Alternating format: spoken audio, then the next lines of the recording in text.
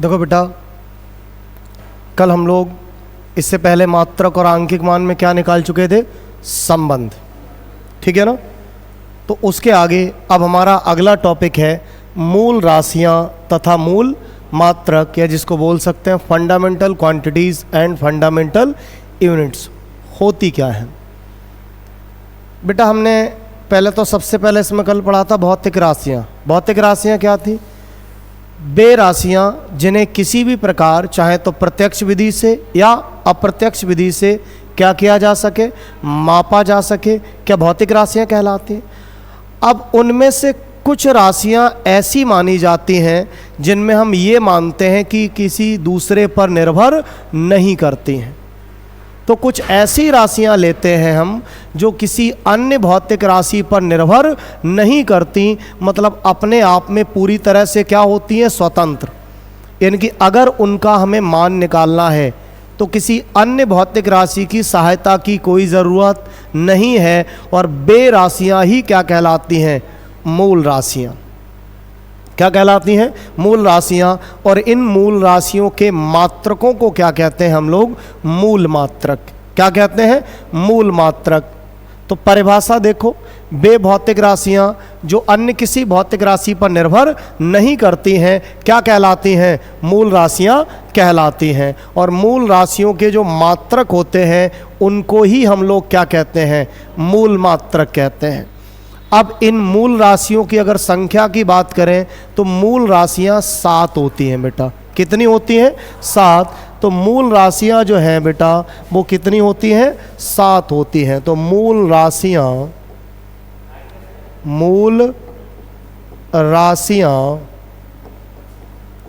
कितनी होती हैं बेटा? 7 होती हैं। 7 होती हैं। कौन कौन सी होती हैं ये देखो, कौन कौन सी होती हैं देखो बेटा। इसके लिए हम लोग एक तरफ क्या लिखेंगे? मूल राशियां। मूल राशियां। फिर हम सामने इनके क्या लिखेंगे? मूल मात्रक। मूल मात्रक। और हम यहाँ इनके लिखेंगे बेटा प्रतीक। क्या लिखेंगे? प्रतीक।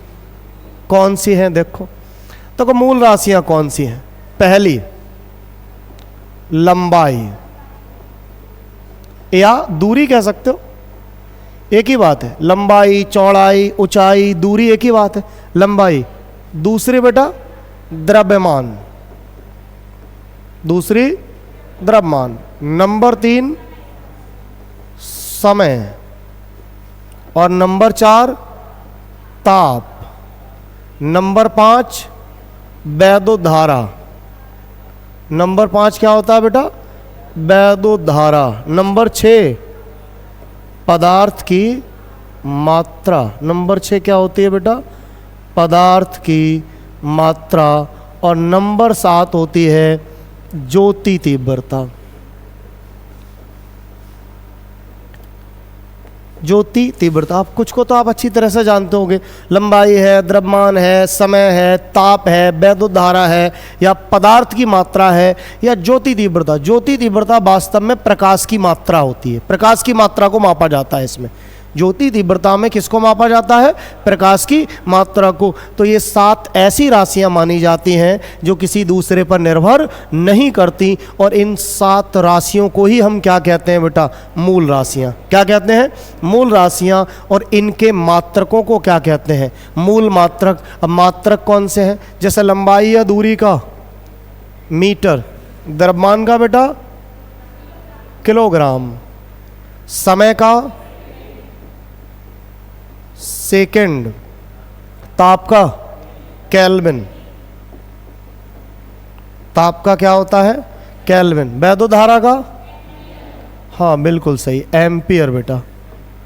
पदार्थ की मात्रा का मोल। पदार्थ की मात्रा का मोल। और ज्योति तीव्रता का कैंडेला। ठीक है ना? तो ये 7 इनके क्या हो गए? मूल मात्रक। अब इनको प्रतीक, सिंबल किससे प्रदर्शित करते हैं? जैसा मीटर, मीटर को प्रदर्शित करने के लिए एम बना देते हैं, किलोग्राम को केजी, सेकंड को या तो SEC लिख लेते हैं, ये सेकंड, या चाहे तो केवल एस बना सकते हो, SEC, या केवल क्या बना सकते हो, एस भी किसको रिप्रेजेंट करता है, सेकंड को ही रिप्रेजेंट करता है। केल्विन, केल्विन को बेटा के से प्रदर्शित करते हैं, किससे, के से प्रदर्शित करते हैं। एम्पियर या तो ए बना दो या फिर AMP, ऐसे भी एम्पियर लिख लेते हैं, ठीक है ना। एम्पियर, मोल MOL, ये मोल को प्रदर्शित करता है। कैंडला CD, कैंडला को किससे प्रदर्शित करते हैं, CD। अच्छा एक बात ध्यान दे लो, जितने भी मात्रक हैं, मात्रक हमेशा स्मॉल लेटर से लिखते हैं। किससे लिखते हैं, कैपिटल लेटर से केवल एक प्रतीक लिख सकते हैं वो जो वैज्ञानिक के नाम पर हो, पूरा नाम नहीं। अगर केवल एक किसी लेटर से लिख रहे हो प्रतीक को, तब कैपिटल लिख सकते हैं, वो भी कब, जब वो मात्रक किसके नाम पर हो, वैज्ञानिक। जैसे केल्विन वैज्ञानिक थे, के कैपिटल है। एम्पियर वैज्ञानिक थे, ए कैपिटल है। लेकिन इसमें भी वैज्ञानिक के नाम पर भी है। और अगर पूरा मात्रक लिख रहे हो, जैसे AMP लिख रहे हैं, तो मैंने देखो ए स्मॉल बनाया, कैपिटल नहीं बना सकता। अगर मैं इसमें ऐसा करके लिख दूं AMP, ये गलत हो गया बेटा। अगर वैज्ञानिक के नाम पर भी है और अगर पूरा मात्रक लिख रहे हो, पूरा नाम लिख रहे हो, तो स्मॉल लेटर से ही लिखेंगे। कैपिटल लेटर से केवल एक सिंगल लेटर से अगर किसी को रिप्रेजेंट कर रहे हो, तब बेटा बना सकते हैं, वो भी उस मात्रक को जो वैज्ञानिक के नाम पर हो। जैसे मीटर, ये वैज्ञानिक का नाम नहीं है, तो इसे कैपिटल M नहीं लिख सकते, सिंगल लेटर है, फिर भी स्मॉल M ही बनाओगे। तो हमेशा स्मॉल से ही लिखते हैं। केवल एक सिंगल लेटर को कैपिटल लिख सकते हैं, वो तब जब वो किसके नाम पर हो, वैज्ञानिक के नाम पर। क्या इतनी बातें क्लियर हैं? ये 7 हमारी मूल राशियां हो गई और ये 7 इनके मूल मात्रक हो गए, और हमने ये इनके प्रतीक पढ़ लिए। ये इनके क्या पढ़ लिए बेटा, प्रतीक पढ़ लिए। अब जरा देखो कुछ बातें और देखो। इन 7 के अलावा 2 और राशियां होती हैं, उनको कहते हैं पूरक राशियां। क्या कहते हैं? और उनके मात्रकों को कहते हैं बेटा पूरक मात्रक। क्या कहते हैं? पूरक मात्रक। तो लिख लेते हैं वो भी बेटा, पूरक राशियां लिखेंगे, फिर हम इनके पूरक मात्रक लिखेंगे, और यहां भी हम इनके क्या लिखेंगे, प्रतीक। देख लो कौन कौन से हैं। देखो पहली पूरक राशि में क्या है, कोण। दूसरी होती है बेटा घनकोण। क्या होती है? घनकोण। कोण का मात्रक रेडियन, और घनकोण का बेटा स्टेरेडियन। घनकोण का क्या होता है? स्टेरेडियन। कोण को प्रदर्शित करते हैं RAD और स्टेरेडियन को SR से। अच्छा कोण के बारे में तो आप सब जानते होंगे। स्टेरेडियन थोड़ा, ये जो घनकोण है इसको थोड़ा जान लेते हैं। वैसे 12th में इसके बारे में डिटेल में पढ़ेंगे हम, चैप्टर में फर्स्ट में। देखो कोण क्या होता है, कहीं पर भी ऐसा करके 2 लाइनें मिले आके, तो लाइनें जहां पर मिलती हैं तो इनके बीच जो कोण बनता है थीटा, उसे कोण कह दो केवल, या उसे समतलीय कोण कह सकते हैं। क्या कह सकते हैं? समतलीय कोण या प्लेन एंगल, ठीक है ना। लेकिन अगर कोई पूरा क्षेत्रफल हो ऐसे करके, और उस पूरे क्षेत्रफल से आने वाली लाइनें हर जगह से, यहां से भी, यहां से भी, यहां से भी, यहां से भी, सभी लाइनें चारों ओर से जो कोण बनाए, वो चारों ओर से बना कोण ही क्या कहलाता है? घनकोण। क्या कहलाता है? अगर नहीं समझो तो एक एग्जाम्पल समझो। बर्थडे कैप देखी सबने? बर्थडे कैप का ये अगला हिस्सा गोल वाला आगे होता है, और एक कॉर्नर पे, एक पॉइंट पे उस गोल हिस्से से जाने वाली सभी लाइनें मिलती हैं, तो उसमें जो चारों ओर से वहां कोने पे उसकी नोक पर जो कोण बना, वो कोण ही क्या कहलाएगा? घनकोण। मतलब कहीं पे ऐसे 2 लाइनें आके मिले तब तो क्या बनेगा? कोण।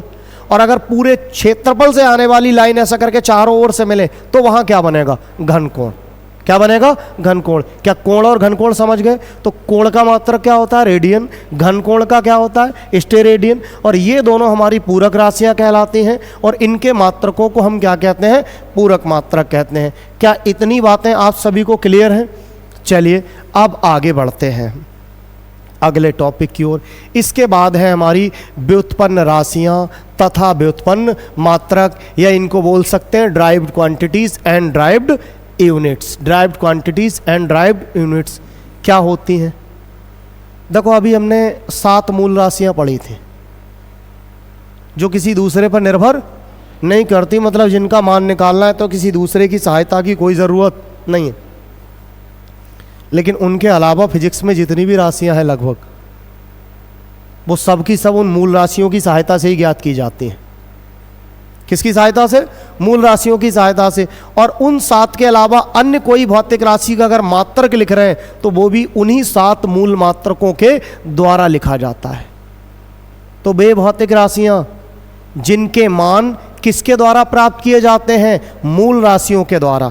और जिनके मात्रकों को किसके द्वारा लिखा जाता है? मूल मात्रकों के द्वारा। वे राशियां ही क्या कहलाती हैं? व्युत्पन्न राशियां। और उनके मात्रक क्या कहलाते हैं? व्युत्पन्न मात्रक। तो परिभाषा समझो पहले तो। वे भौतिक राशियां जिन्हें मूल राशियों की सहायता से प्राप्त किया जाता है तथा जिनके मात्रकों को मूल मात्रकों के पदों में व्यक्त करते हैं व्युत्पन्न राशियां कहलाती हैं। तथा इनके मात्रकों को क्या कहते हैं? व्युत्पन्न मात्रक। इनके मात्रकों को हम लोग क्या कहते हैं? व्युत्पन्न मात्रक कहते हैं। जैसे फॉर एग्जाम्पल, एग्जाम्पल के लिए ध्यान दो, जैसे चाल की बात कर लो। चाल बराबर पता होगा सबको क्या होता है? दूरी बटे समय। चाल बराबर दूरी बटे समय। तो बताओ अगर किसी वस्तु की चाल निकालनी है तो क्या क्या पता होना चाहिए? उसके द्वारा चली गई दूरी और उस दूरी को चलने में लगा समय। मतलब दूरी और समय की सहायता से ही तो चाल निकलेगी। मतलब चाल को निकालने के लिए दूरी और समय की सहायता लेनी पड़ी। जरा बताओ दूरी क्या मूल राशि है कि नहीं? लंबाई या दूरी? तो ये भी मूल राशि है। ये भी क्या है बेटा? मूल राशि। समय ये भी क्या है? मूल राशि। ये भी क्या है? तो चाल ऐसी भौतिक राशि है जिसका मान किसकी सहायता से ज्ञात कर रहे हैं? मूल राशियों की सहायता से। तो ये चाल फिर कौन सी राशि हुई? व्युत्पन्न राशि।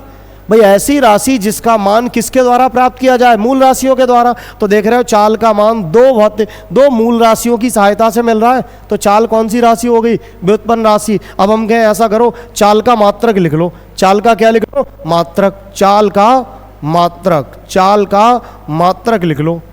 तो चाल का मात्रक कैसे लिखोगे बेटा? दूरी का मात्रक मीटर। दूरी का मात्रक मीटर बटे समय का मात्रक सेकंड। सेकंड। तो ये दोनों जरा ध्यान दो, क्या ये भी मूल मात्रक है? ये दोनों कौन से मात्रक है? मतलब चाल का मात्रक किसके द्वारा लिखा जा रहा है? मूल मात्रकों के द्वारा। तो इसका मतलब चाल ऐसी भौतिक राशि है जिसका मान मूल राशियों के द्वारा मिल रहा है और जिसका मात्रक मूल मात्रकों के द्वारा लिखा जा रहा है। तो ऐसी ही भौतिक राशियां जिनका मान मूल राशियों के द्वारा प्राप्त हो और जिनके मात्रक को मूल मात्रकों के द्वारा लिखा जाए, वे राशियां ही हमारी क्या कहलाती हैं? व्युत्पन्न राशियां। और उनके मात्रक क्या कहलाते हैं? व्युत्पन्न मात्रक। क्या इतनी बातें आप सभी को क्लियर है? चलिए बेटा ठीक है, फिर आगे बढ़ते हैं। अब देखो आते हैं विभिन्न मात्रक पद्धतियां। देखो ये मात्रकों के कुछ समूह हैं। समूह क्या है, क्यों बनाए गए? पहले क्या था, जब समूह नहीं, जब मन में आया जिसने जैसे चाहे माप लिया, है ना। कोई दूरी मीटर में माप रहा है, कोई सेंटीमीटर में, कोई फीट में माप रहा है, कोई किलोमीटर में माप रहा है। या गांव देहात में तो अपने घर से भी मात्रक किसी की माप नहीं, बोले 1 हाथ 2 हाथ, है ना। या गांव में खेत में का मापने के लिए लंबी से डंडा ले लेते, उसे कहते थे गट्ठा। 1 गट्ठा 2 गट्ठा खेत, ऐसे करके माप लेते तो नहीं। तो जिसका मन में आया जैसा मात्रक ले लिया, है ना। या कोई चीज मापनी है, कुछ नहीं है, तो उन्होंने कहा 1 बिलात 2 बिलात 3 बिलात माप लेते हो कि नहीं। ये घरेलू मात्रक हो गए। तो ऐसे सब अपनी मनमर्जी चला रहे थे। तो वैज्ञानिकों ने फिर मात्रकों के समूह बनाए। बोले इस समूह में अगर मापना है तो ये मात्रक इस्तेमाल करोगे। और वो मात्रकों के समूह ही मात्रकों की क्या कहलाती हैं? पद्धतियां या मात्रकों की प्रणालियां कह देते हैं। मात्रकों की पद्धतियां या क्या कहेंगे? मात्रकों की प्रणालियां कौन कौन सी हैं? पहली पद्धति है MKS। अरे नाम से ही क्लियर हो जाएंगी सारी बातें इसकी। जैसे MKS में M का मतलब होता है मीटर और K का मतलब किलोग्राम, S का मतलब सेकंड। मीटर किसे मापता है? लंबाई या दूरी? लंबाई या दूरी। तो मीटर किसे मापेगा? लंबाई या दूरी। किलोग्राम किसे मापेगा? द्रव्यमान को। सेकंड किसे मापेगा? तो उन्होंने निश्चित कर दिया, बोले एमकेएस पद्धति में अगर किसी भौतिक राशि को मापना है तो कहीं लंबाई या दूरी आ जाए तो कायम मापो, मीटर में, और द्रव्यमान आ जाए तो कायम मापो, किलोग्राम में, और समय आ जाए तो किसमें मापो, निश्चित हो गए। बोले एमकेएस पद्धति में अगर मापना है तो लंबाई या दूरी है तो कायम लोगे, मीटर में, द्रव्यमान है तो कायम लोगे, किलोग्राम में, और समय है तो किसमें लोगे। अब एक दूसरी पद्धति भी और भी है, कौन सी है? सीजीएस। इससे भी समझ लो, सी का मतलब सेंटीमीटर, जी का मतलब बेटा ग्राम, और एस का मतलब सेकंड। यहां भी भाई सेंटीमीटर दूरी को मापता है, ग्राम किसे मापता है? द्रव्यमान को, और सेकंड किसे मापता है? सीजीएस पद्धति की बात हुई। बोले ऐसा करो, अगर इस सीजीएस पद्धति में मात्रक लिखना है तो कहीं भी लंबाई या दूरी है तो कायम माप लो, सेंटीमीटर माप लो, और कहीं द्रव्यमान है तो कायम माप लो, ग्राम में, कहीं समय है तो किसमें माप लो। बात क्लियर है? अब अच्छा इसमें आ जाओ एफपीएस में। एफपीएस में एफ का मतलब बेटा फुट, एफ का मतलब, पी का मतलब पाउंड, और एस का मतलब फिर वही फुट, लंबाई या दूरी को प्रदर्शित करता है। पाउंड द्रव्यमान को, सेकंड, पाउंड सुना है कि नहीं कभी? पाउंड में कुछ खरीदा है क्या? क्या खरीदा था? केक पाउंड में मिलता है, ऊन वगैरह पाउंड में मिलती है, ऊन वगैरह कुछ जगह पाउंड में मिलती थी पैसे। अच्छा, एक पाउंड में कितना वजन होता है, कितने ग्राम? एक पाउंड कितना होता है? हाँ, दुकानदार 400 ग्राम देते हैं, वैसे कह देते हैं एक पाउंड का मतलब 400, लेकिन वास्तव में होता है 453 ग्राम। एक पाउंड में कितने ग्राम? 453। तो अब कोई दुकानदार अगर 400 ग्राम दे तो कहना एक पाउंड से कम है जी, ऐसा करो 53 ग्राम और बढ़ाओ, ठीक है ना। तो एक पाउंड में लगभग कितने ग्राम होते हैं? 453 ग्राम, 453 ग्राम। तो अब एफपीएस पद्धति में अगर किसी को मापना है तो कहीं दूरी है तो कायम माप लो, फुट में, द्रव्यमान है तो कायम माप लो, पाउंड में, समय है तो कायम माप लो। अब अच्छा एक उदाहरण से क्लियर करते हैं और ज़्यादा बढ़िया समझ में आएगा। चाल बराबर, चाल को ही ले लेते हैं सबसे बढ़िया, दूरी बटे समय। अरे चाल बराबर क्या? दूरी बटे, होता है कि नहीं? ऐसा करो, चाल का ही मात्रक निकाल लो, चाल का मात्रक, चाल का मात्रक। ऐसा करो, पहले कौन सी पद्धति में निकालो? एमकेएस में निकालो। बताओ बेटा। हाँ, तीनों को मापने के अलग अलग हैं। बोले आप इसमें मापना चाहो तो ये मात्रक ले सकते हो, इसमें मापना चाहो तो ये ले सकते हो, और इसमें मापना चाहो तो ये ले सकते हो। अभी देखो निकाल रहे मान। जैसे चाल का मात्रक अगर हमसे कहा जाए एमकेएस पद्धति में लिखो, किस में लिखो? एमकेएस में। तो चाल बराबर क्या है? दूरी बटे समय। अब एमकेएस पद्धति में दूरी को किस में मापोगे? मीटर में। तो दूरी की जगह तो आ गया मीटर प्रति। समय को किस में मापोगे? सेकंड में। तो एमकेएस पद्धति में चाल का मात्रक अगर हमसे पूछा गया तो क्या होगा? मीटर प्रति सेकंड। इसका ही कह दिया जाए। बोले एमकेएस में नहीं, ऐसा करो सीजीएस में लिखो। किस में लिखो? सीजीएस में। तो अब जरा बताओ सीजीएस में क्या होगा? देखो सीजीएस में है भाई दूरी बटे समय। अब दूरी सीजीएस में काहे में लोगे? सेंटीमीटर में। किस में लोगे? सेंटीमीटर में प्रति। समय तो इसमें भी सेकंड में है, तो क्या हो गया? सेंटीमीटर प्रति सेकंड। तो सीजीएस पद्धति में उसी चाल का मात्रक क्या होगा? सेंटीमीटर प्रति सेकंड। अच्छा, नहीं कोई कहे नहीं, ऐसा करो इसी का एफपीएस में लिखो। काय में लिखो? एफपीएस में। तो एफपीएस में दूरी किस में होगी? फुट में। किस में होगी? फुट में। बटे समय किस में होगा? सेकंड में। तो है तो एक ही भौतिक राशियों के अलग अलग मात्रक हैं। अगर हमसे कहीं कुछ जगह एमकेएस की जरूरत पड़ेगी, कहीं सीजीएस की, इसकी जरूरत नहीं होती ज़्यादा। एमकेएस और सीजीएस का यूज होगा। अगर हमें कहीं एमकेएस में लिखना है तो यही, कहीं लंबाई या दूरी है तो क्या यूज करेंगे? मीटर। द्रव्यमान है तो क्या इस्तेमाल करेंगे? किलोग्राम। समय है तो क्या लेंगे? सेकंड। ऐसे ही सीजीएस की बात आ जाए तो दूरी है तो क्या लेंगे? सेंटीमीटर। द्रव्यमान है तो क्या लेंगे? ग्राम। समय है तो क्या लेंगे? सेकंड। ऐसे अगर एफपीएस की बात आ जाए तो दूरी है तो क्या लेंगे? फुट। द्रव्यमान है तो क्या लेंगे? पाउंड। समय है तो क्या लेंगे? सेकंड। क्या इतनी बात क्लियर है बेटा? ये अब ये पद्धतियां पहले अलग अलग जगहों पर अलग अलग इस्तेमाल की जाती थी। अब उससे बड़ी समस्याएं हो गई। कोई कह रहा है हम तो दूरी को मीटर में जानते हैं, जो एमकेएस इस्तेमाल कर रहा था, और दूसरे से किसी लेन देन हुआ, वो कह रहा है हम तो सीजीएस जानते हैं। तो बोले अरे ये तो बड़ी समस्या। वो कह रहा है दूरी को ऐसा करो, ये वाला कह रहा है बोले मीटर में बताओ, ये कह रहा है मीटर में, और जिसने सीजीएस इस्तेमाल कर वो कह रहा नहीं मैं मीटर वगैरह नहीं जानता, मुझे बताओ सेंटीमीटर। या कोई द्रव्यमान किसी मात्रा का लेन देन हुआ, वो कह रहा ऐसा है भाई मुझे तो किलोग्राम पता है, वो कह रहा नहीं भाई मैंने तो सीजीएस इस्तेमाल कर रहा हूं, मुझे तो ग्राम पता है। वो कहेगा किलोग्राम बताओ, वो कहेगा ग्राम बताओ, दोनों एक दूसरे से क्या क्लियर कर पाएंगे? ये किलोग्राम बताएगा, इसको समझ में नहीं आएगा, ये ग्राम बताएगा, इसको समझ में नहीं आएगा। अब इस समस्या को दूर करने के लिए वैज्ञानिकों ने बैठ के ये निर्णय लिया कि कोई ऐसी पद्धति बनाओ जो संपूर्ण विश्व में हर जगह फिर वो एक ही इस्तेमाल हो।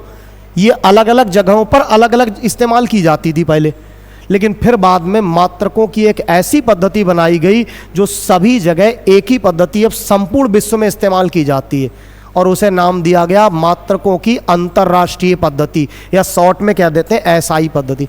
अंतर्राष्ट्रीय इंग्लिश में कहोगे इंटरनेशनल। अंतर्राष्ट्रीय शब्द वहीं आता है जहां सभी देश शामिल हो।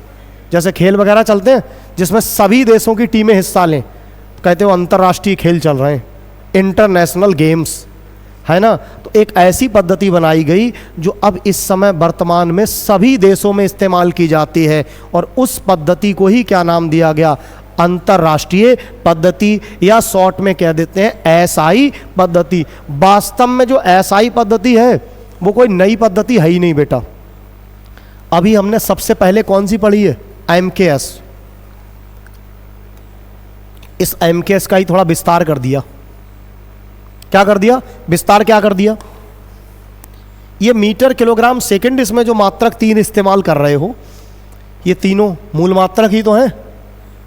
लेकिन मूल मात्रक कुल थे कितने? 7। इसमें कितने लिए? 3। तो और कितने बचे? 4। तो 4 वो भी शामिल कर लो, मतलब 7 को इस्तेमाल करो। और 2 और क्या बचे? पूरक मात्रक, वो भी शामिल कर लो। कुल कितने मात्रक हो गए? 9। तो अभी तक ये 3 का समूह था, तो 3 तो ये, 4 इसमें और कौन से शामिल किए? मूल मात्रक। तो 7 तो क्या कर लो? मूल मात्रक, और 2 क्या कर दो? पूरक मात्रक। टोटल कितने हो गए? 9। और वो 9 मात्रों का समुच्चय या समूह या ग्रुप बनाया गया, उसको ही क्या नाम दिया गया? मात्रकों की अंतर्राष्ट्रीय पद्धति। मात्रकों की अंतर्राष्ट्रीय पद्धति। देखो बेटा, अरे एक मिनट, मात्रकों की अंतर्राष्ट्रीय पद्धति, तो ये एमकेएस पद्धति का विस्तृत रूप है, यानी कि थोड़ा बढ़ा हुआ, विस्तार किया हुआ रूप है। मतलब इसमें वो 3 तो थे ही एमकेएस वाले, उन 3 के अलावा 4 जो बचे वो भी शामिल कर लिए, 2 और पूरक मात्रक शामिल कर लिए, और इन 9 मात्रकों वाले समूह को ही क्या नाम दिया गया? एसआई पद्धति। अब इसमें बस हमें यही लिखना है इतना कि कौन कौन से इस्तेमाल कर रहे हैं। तो वो आपको पता है, मूल राशियां थी हमारी। कौन सी राशियां थी पहले? मूल राशियां, और इनके मात्रक ही क्या थे बेटा? मूल मात्रक। तो ये कितनी थी? 7। पहला लंबाई, दूसरी बेटा द्रव्यमान, और नंबर 3 बेटा समय, और नंबर 4 ताप, नंबर 5 वैद्युत धारा, नंबर 5 वैद्युत धारा, नंबर 6 पदार्थ की मात्रा, पदार्थ की, और नंबर 7 क्या है बेटा? ज्योति तीव्रता। कौन सी है? इनके मात्रक तो पता ही होंगे आपको, क्या थे? लंबाई का मीटर, द्रव्यमान का किलोग्राम, समय का सेकंड था बेटा, और ताप का क्या था? केल्विन। ठीक। और वैद्युत धारा का बेटा? एम्पियर। वैद्युत धारा का एम्पियर। पदार्थ की मात्रा का मोल। ज्योति तीव्रता का कैंडेला। तो 7 तो ये इस्तेमाल करेंगे, ठीक है ना। और 2 और कौन से? पूरक मात्रक। वो किसके मात्रक है? पूरक राशियों के। उनको भी लिख लो बेटा एक तरफ, उनको भी एक तरफ लिख लेते हैं, उनको भी एक तरफ लिख लो। क्या लिख लो? पूरक राशियां, और इनके हम क्या लिख लें? पूरक मात्रक। पूरक राशियां और इनके क्या लिख लें, पूरक मात्रक, पूरक मात्र। अरे ठीक, हाँ, ये पूरक राशियां और इनके क्या लिख लें बेटा, पूरक मात्रक। देखो पूरक मात्र राशियां क्या है, पहली क्या आती है बेटा, कोण। दूसरी क्या थी बेटा, घन कोण। दूसरी क्या थी, घन कोण। कोण का मात्रक रेडियन। क्या था, रेडियन। घन कोण का क्या था, स्टेरेडियन। स्टेरेडियन, स्टेरेडियन, ठीक है ना, स्टेरेडियन। अब ऐसे समझो, ऐसाई पद्धति में 7 तो ये मूल मात्रक इस्तेमाल करेंगे, 2 पूरक मात्रक। मतलब ऐसाई पद्धति में अगर किसी का मात्रक लिख रहे हो तो कहीं लंबाई या दूरी आ गई तो काय में लिखोगे, मीटर में। और कहीं द्रव्यमान आ गया तो किस में, किलोग्राम में। समय आ गया तो किस में लिखोगे, सेकंड में।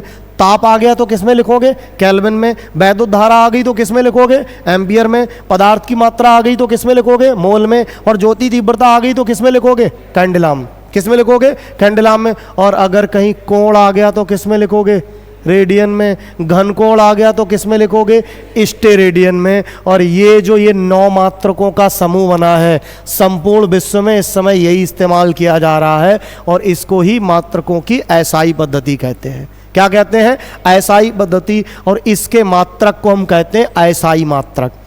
ऐसाई पद्धति का जो मात्रक है उसे क्या बोलते हैं, ऐसाई मात्रक। अच्छा एक बात समझ लो, अगर कोई ऐसाई पद्धति में है तो वही समझ लो किस में है, एमकेएस में। क्योंकि ऐसाई और एमकेएस अलग अलग नहीं है, एक ही है।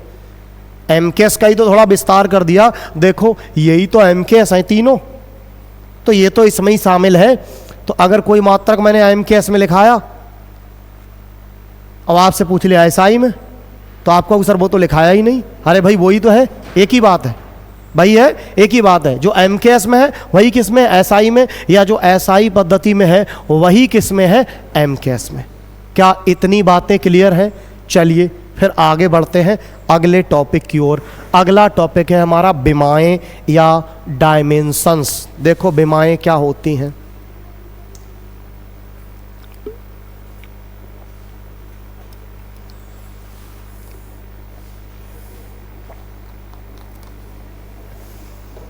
अभी हमने व्युत्पन्न राशियां पढ़ी, तो क्या पढ़ा था कि किसी व्युत्पन्न राशि का अगर हमें मात्रक लिखना है तो किसके द्वारा लिखोगे, मूल मात्रकों के द्वारा।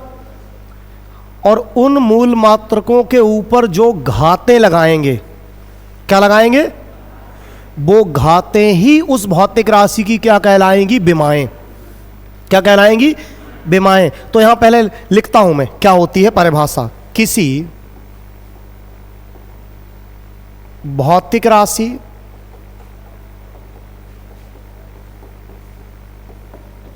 के मात्रक को लिखने के लिए किसके द्वारा लिखोगे, मूल मात्रकों के द्वारा। और उन मूल मात्रकों के ऊपर जो घातें चढ़ाई जाएंगी, क्या चढ़ाई जाएंगी, घातें। वो घातें ही उस भौतिक राशि की क्या कहलाएंगी, विमाएं। तो किसी भौतिक राशि के मात्रक को लिखने के लिए मूल मात्रकों के ऊपर जो घातें लगाई जाती हैं उन्हें उस भौतिक राशि की विमाएं कहते हैं। उन्हें उस भौतिक राशि की क्या कहते हैं, विमाएं कहते हैं। क्या क्लियर है इतनी बात? अब समझो एक उदाहरण के द्वारा। जैसे चाल बराबर क्या होता है, दूरी बटे समय। चाल बराबर दूरी बटे समय। यहां से ऐसा करो, चाल का मात्रक लिखो। किसका मात्रक? तो चाल का जो मात्रक लिखोगे वो बेटा मूल मात्रकों से ही तो लिखोगे। कैसे लिखोगे? दूरी का मूल मात्रक मीटर बटे में समय का मूल मात्रक सेकंड। ठीक है, लिख लिया मूल मात्रकों के द्वारा। अब इन मूल मात्रकों के ऊपर जितनी घातें लगा सकते हैं वो घातें ही इस चाल की क्या कहलाएंगी, विमाएं। जैसे इस मात्रक को, अच्छा मीटर पे घात नहीं लगी है, इसका मतलब कितनी लिख सकते हैं? जैसे x लिखा हो घात ना लगी हो, इसका मतलब उसे x की घात 1 लिख सकते हैं। ना लगी होने का मतलब 1 होता है बेटा। तो यहां मीटर की घात नहीं लगी है तो क्या हम मीटर की घात 1 लिख सकते हैं? और बटे में भी लगाओ तो 1 ही, जैसे यहां 1 है तो यहां भी 1 लिख सकते हो। तो ठीक है, मीटर की घात 1 तो ऐसे लिख ली, सेकंड की घात बटे में तो 1 है, तो ऊपर जाके -1, ऊपर जाके भाई नीचे से घात ऊपर ले जाओ तो चिन्ह बदल जाता है, प्लस है तो माइनस, माइनस है तो अच्छा सेकंड की घात नीचे तो थी +1, ऊपर जाके कितनी हो गई? तो मीटर की घात 1 इंटू सेकंड की घात -1। अब जरा बताओ मीटर किसे व्यक्त कर रहा है? दूरी को। सेकंड किसे व्यक्त कर रहा है? समय को। तो इसका मतलब अगर चाल की विमाएं पूछी जाएं हमसे, चाल की क्या पूछी जाएं? विमाएं। तो इसकी जो विमाएं हैं, अगर हमसे कोई कहे दूरी में कितनी है, तो दूरी में घात कितनी लगी है? 1। तो चाल की दूरी में विमा कितनी है? 1। और समय में विमा कितनी है? बताओ बेटा, समय में कितनी है? जो घात लगी होगी वही है। घात कितनी लगी है? -1। कितनी है? तो समझ गए। किसी भौतिक राशि का मात्रक लिखना है तो किससे लिखोगे? मूल मात्रकों से। और उन मूल मात्रकों के ऊपर जो घातें चढ़ाओगे, जो घातें लगाओगे, वो घातें ही उस भौतिक राशि की क्या है? विमाएं। जैसे ये चाल की विमाएं हो गई, ये चाल की विमाएं हो गई। क्लियर है इतनी बात सभी को? ठीक है ना बेटा। अब ये तो विमाओं की बात हुई। अगली बात, अब देखो हम जानेंगे विमीय सूत्र। क्या जानेंगे? विमीय सूत्र क्या होते हैं? जो अभी मूल राशियां पढ़ी थी, इन मूल राशियों को प्रदर्शित करने के लिए कुछ संकेत, कुछ चिन्ह, कुछ लेटर्स से प्रदर्शित करते हैं, और वो संकेत ही उनके क्या कहलाते हैं? विमीय सूत्र। अब मूल राशियों के तो हम लिखेंगे, पहले संकेत मानते हैं और फिर उनके पदों में अन्य के निकाले जाते हैं। उनके पदों में अन्य जो बाकी है, व्युत्पन्न राशियां कहते हैं, उनके इनकी सहायता से निकालेंगे। जैसे हम एक तरफ क्या लिख लेते हैं बेटा? मूल राशियां। क्या लिख लेते हैं? मूल राशियां। क्या लिख लेते हैं? मूल राशियां।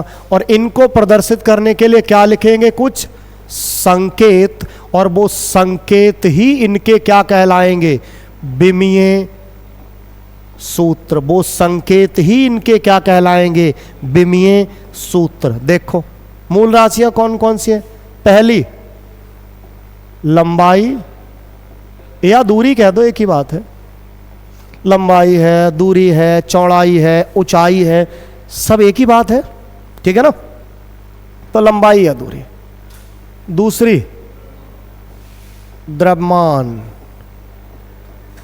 नंबर 3 बेटा समय। और नंबर 4 ताप। नंबर 5 वैद्युत धारा। वैद्युत धारा। नंबर 6 पदार्थ की मात्रा। नंबर 7 हाँ ज्योति तीव्रता। क्या लोगे बेटा? अच्छा, इनको आप कौन से संकेतों से प्रदर्शित करते हैं? जैसे लंबाई को बेटा संकेत एल से प्रदर्शित करते हैं। किससे? एल से। और इनको लिखने का तरीका ये है, इनको कैपिटल ब्रैकेट में लिखते हैं। कौन सी ब्रैकेट में? कैपिटल ब्रैकेट में ऐसे करके लिख लिया। तो ये संकेत जो लंबाई के लिए हमने एल प्रदर्शित किया है, ये एल ही वास्तव में लंबाई या दूरी का क्या है? विमीय सूत्र। या द्रव्यमान, मास, इसको एम से रिप्रेजेंट करते हैं। किससे प्रदर्शित करते हैं? एम से। तो इसका विमीय सूत्र कहीं चाहिए होगा तो क्या लेंगे? एम। समय का बेटा टी। समय का टी। ताप। ताप का बेटा हम तो यहां थीटा लिखेंगे। क्या लिखेंगे? थीटा। या कुछ किताबों में के भी दे रखा होता है। क्या दे रखा होता है? तो हम चाहे तो ताप के लिए थीटा भी इस्तेमाल कर सकते हैं और चाहे तो के भी इस्तेमाल कर सकते हैं। क्या इस्तेमाल कर सकते हैं? ए के। वैद्युत धारा ए किससे प्रदर्शित कर सकते हैं? ए से। पदार्थ की मात्रा, बेटा ये 5 ही मुख्य काम के हैं। पहली बात तो यही इंपॉर्टेंट है, समझ लो, सबसे ज्यादा यूज इन्हीं का होना। हाँ, 2 भी जरूरत कभी पड़ जाए, हो सकता है, तो लिख लेते हैं पदार्थ की मात्रा को। इसके लिए कहीं विमीय सूत्र या संकेत चाहिए तो मोल ही लिख लेते हैं। ज्योति तीव्रता के लिए चाहिए तो कैंडला, वही CD जो लिख रहे थे वही लिख लेते हैं। लेकिन हमारे मेन तो यही 5 हैं। अगर ये 5 आपको याद हो गए तो बाकी भौतिक राशियों के विमीय सूत्र हम इनकी सहायता से निकाल लेंगे। ये 5 अभी के अभी आपको याद हो जाने चाहिए। अगर कहीं लंबाई या दूरी है तो किससे प्रदर्शित करेंगे? L से। द्रव्यमान है तो किससे? M से। समय है तो T से। ताप है तो थीटा या के से। और वैद्युत धारा है तो ए से प्रदर्शित करेंगे। पदार्थ की मात्रा है तो मोल से। ज्योति तीव्रता है तो CD से प्रदर्शित करेंगे। क्या इतनी बातें क्लियर हैं? तो ये जो संकेत हैं यही इनके क्या कहलाते हैं? विमीय सूत्र। और इनके पदों में ही अन्य भौतिक राशियों को जब प्रदर्शित करेंगे तो वो हम निकाल लेंगे इनकी सहायता से। बस क्या पता होना चाहिए? उनके सूत्र पता होने चाहिए। अगर किसी भी भौतिक राशि का सूत्र पता है तो हम इनकी सहायता से उसका विमीय सूत्र ज्ञात कर सकते हैं। क्या इतनी बात क्लियर है सभी को? तो इसके आगे के जो विमीय सूत्र है हम लोग अगले लेक्चर में निकालेंगे। ठीक है ना बेटा?